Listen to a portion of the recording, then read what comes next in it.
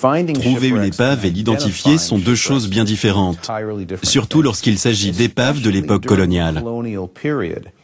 C'est très difficile d'identifier un navire englouti.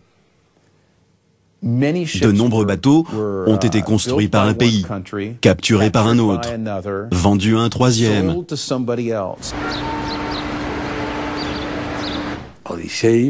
Odyssée a toujours parlé d'autres navires qui n'étaient pas espagnols.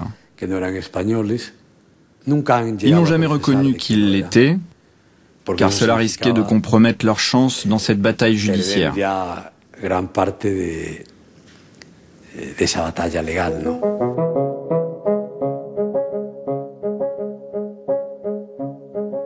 Odyssée fait valoir la loi de l'assistance maritime et réclame donc une récompense pour avoir secouru le trésor. Mais cette loi ne s'applique qu'aux bateaux en péril et l'Espagne n'a jamais demandé ce sauvetage.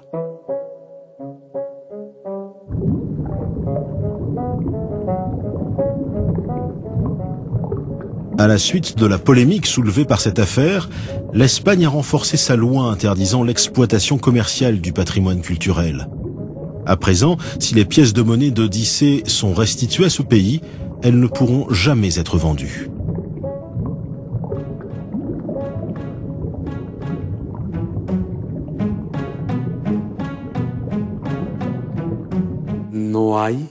Aucune exploitation commerciale n'est possible. En conséquence, nous n'accepterons jamais ces entreprises privées, et encore moins étrangères, qui ont une vocation marchande.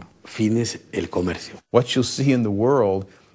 pays qui travaillent avec des entreprises de sauvetage et des archéologues du secteur privé les dédommagent et s'octroient un pourcentage, comme la loi le prévoit. C'est le cas pour la République dominicaine et la Floride. Ils parviennent à réunir une collection impressionnante, car les gens travaillent main dans la main avec le gouvernement et non pas en cachette.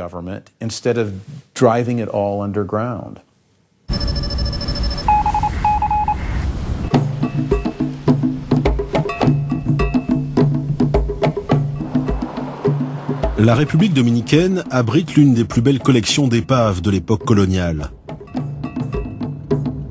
Là-bas, Carlos León remet ses dernières découvertes au laboratoire d'archéologie subaquatique de Saint-Domingue.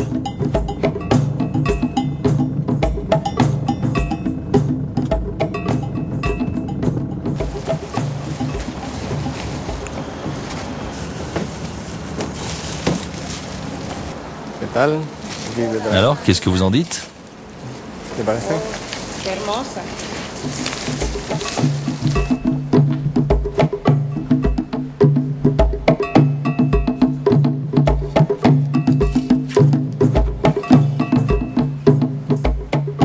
Ce laboratoire conserve, analyse et classe tout ce qui a été retrouvé dans la soixantaine d'épaves localisées à ce jour au large des côtes dominicaines. Voici toutes les amphores du comte de Toulouse et de Guadeloupe. J'aimerais bien examiner celle-ci par exemple. Celle-ci? Avec plaisir. Mais ça, c'est une petite amphore. Oui, ce sont des pièces uniques et c'est une collection suffisamment importante pour pouvoir établir une typologie complète. Elles ont toutes été retrouvées dans le même bateau. Certaines contenaient du vin, d'autres de l'eau de vie et même des amandes.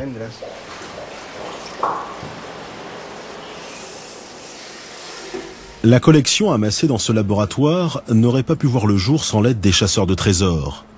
Les fouilles sous-marines coûtent très cher et jamais le gouvernement dominicain n'aurait pu assumer de telles dépenses. Francis Soto travaille depuis plus de 30 ans ici et il connaît bien la différence entre les chasseurs de trésors et les archéologues. C'est le jour et la nuit. Quand un archéologue achève sa mission, il s'enferme dans son bureau pour écrire, parler de l'épave, faire des recherches sur ses origines. Le chasseur de trésors, lui, ne cherche qu'une seule chose, des trésors.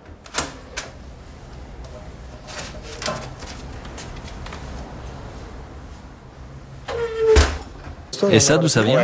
Ça vient d'un bateau sur lequel on est en train de travailler et qui s'appelle la Concepción. Tu peux m'expliquer pourquoi cette chaîne est aussi grosse? Parce qu'elle était utilisée comme monnaie. Ah bon? Oui, on peut détacher les maillons. Certains s'ouvrent et d'autres se ferment. Ils vont par deux. Et ils étaient utilisés comme monnaie d'échange. Normalement, on conseille de tout conserver in situ. C'est la meilleure méthode de préservation. On ne prend que les objets qui présentent un intérêt particulier ou qui sont en péril. Mais sinon, on laisse tout.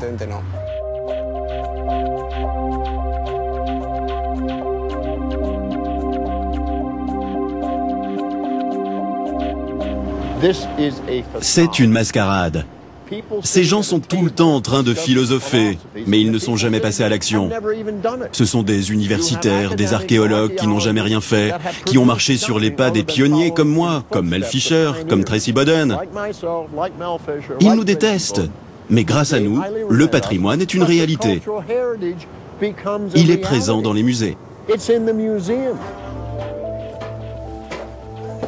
Burt Weber est un autre chasseur de trésors de l'âge d'or. Il est devenu célèbre en 1978 en localisant un galion englouti en République dominicaine. Aujourd'hui, il continue de défendre avec force son travail en collaboration avec les autorités de l'île. Il considère les critiques émises par les archéologues et les gouvernements en général comme de la pure démagogie. Les gouvernements prétendent qu'ils vont le faire eux-mêmes. Mais qu'on me donne un exemple. On n'utilise pas les impôts des citoyens pour faire ce genre de choses, et encore moins dans le contexte économique actuel. Ce que nous créons ici, c'est un modèle de coopération. Il y a tellement de litiges, de batailles judiciaires interminables dans ce domaine. Mais nous n'arrivons jamais à de telles extrémités.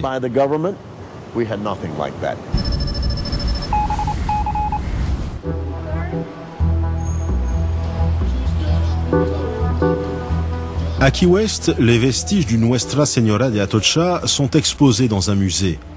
Dans les années 1980, ce navire a plongé les Fisher au cœur d'une bataille judiciaire aussi médiatique que l'affaire Odyssée aujourd'hui. Mais à l'époque, l'Espagne ne revendiquait pas encore son patrimoine sous-marin.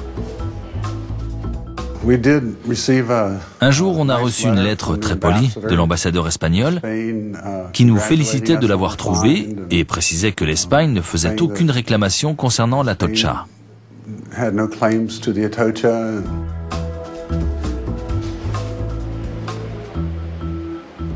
L'arbitrage de la propriété de l'Atocha a fait l'objet d'un procès interminable entre la famille de chasseurs de trésors et l'État de Floride, qui déclarait que le butin avait été découvert dans ses eaux territoriales.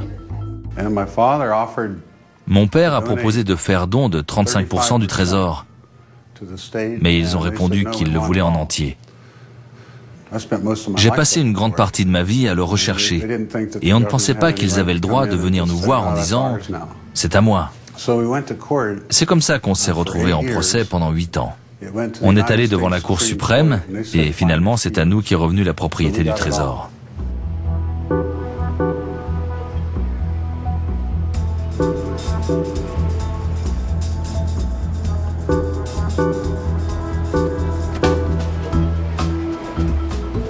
C'est aussi à Key West que vit David Paul Oran, l'avocat qui a défendu avec succès les Fisher dans l'affaire Atocha. Spécialisé dans la défense des chasseurs de trésors, il travaille actuellement sur un dossier en rapport avec l'affaire Odyssée, la réclamation déposée par les descendants des passagers du Mercedes, le navire qui aurait été spolié par l'entreprise américaine.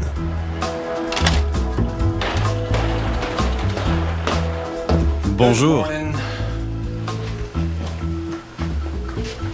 L'Espagne ne peut pas dire que c'est un galion espagnol et que tout ce qu'il transportait lui revient. Non. Ça appartient aux descendants des personnes qui l'ont amené jusque-là.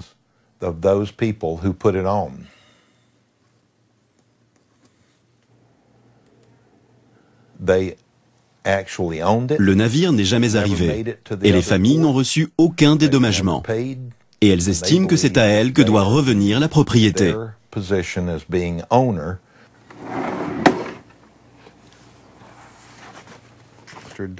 Don Antonio, chevalier de l'ordre de Santiago. Ce sont des documents fascinants. S'ils finissent par être reconnus propriétaires, le tribunal attribuera une récompense pour le sauvetage du bateau, et un pourcentage important reviendra à Odyssée. Le reste ira aux familles.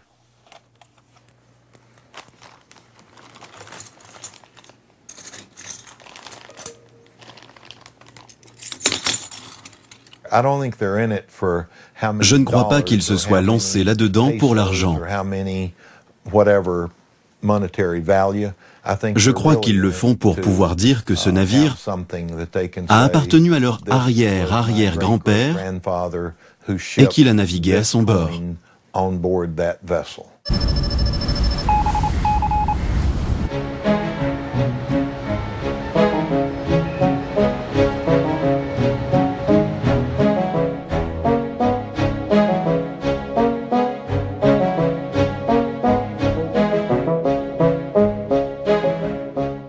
Don Diego de Alvear était l'un des commandants qui dirigeait la flotte du Mercedes.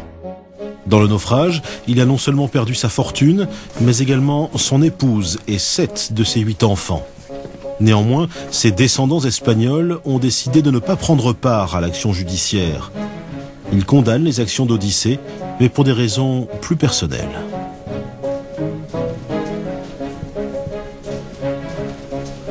Il est encore magnifique. Diego de Alvear y Ponce de León est mon ancêtre. Il était marin, biologiste, mathématicien, géographe et homme de lettres. À vrai dire, je ressens un sentiment d'impuissance. Et j'ai aussi le sentiment qu'ils ont profané la tombe de nos ancêtres, même si elle était au fond de la mer.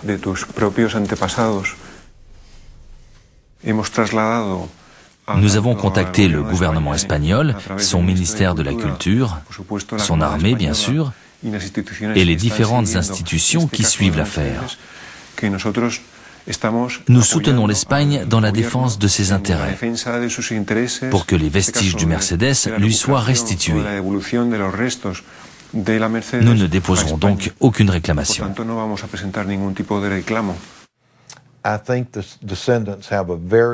Je crois que les descendants ont de bonnes chances d'être reconnus propriétaires d'une partie de la cargaison. Certaines familles avaient investi l'équivalent de 10 000 pesos en or ou en argent.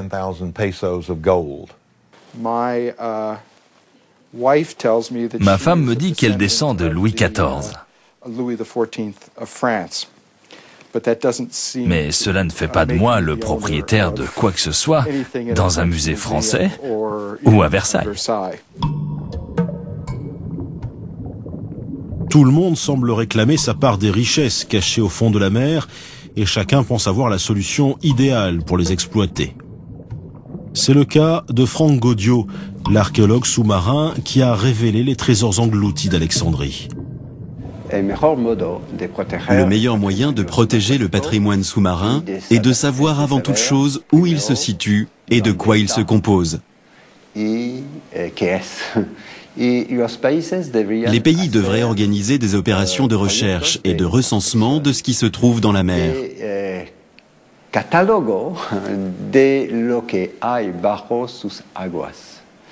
Une fois ce patrimoine identifié, on pourra beaucoup plus facilement l'exploiter scientifiquement et le protéger.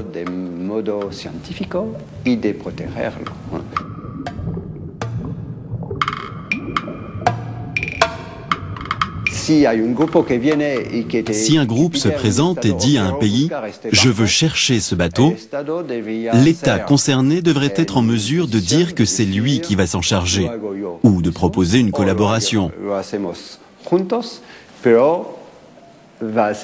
N'importe qui ne peut pas faire n'importe quoi avec le patrimoine d'un pays.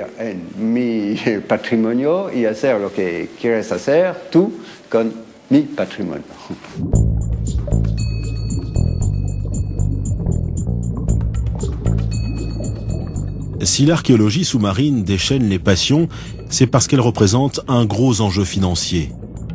C'est une science coûteuse et sur le plan économique, elle peut aussi générer des bénéfices très importants. L'affaire Odyssée a mis au premier plan les conflits sous-jacents aux découvertes de trésors. Depuis, l'UNESCO a rédigé une convention sur la protection du patrimoine subaquatique.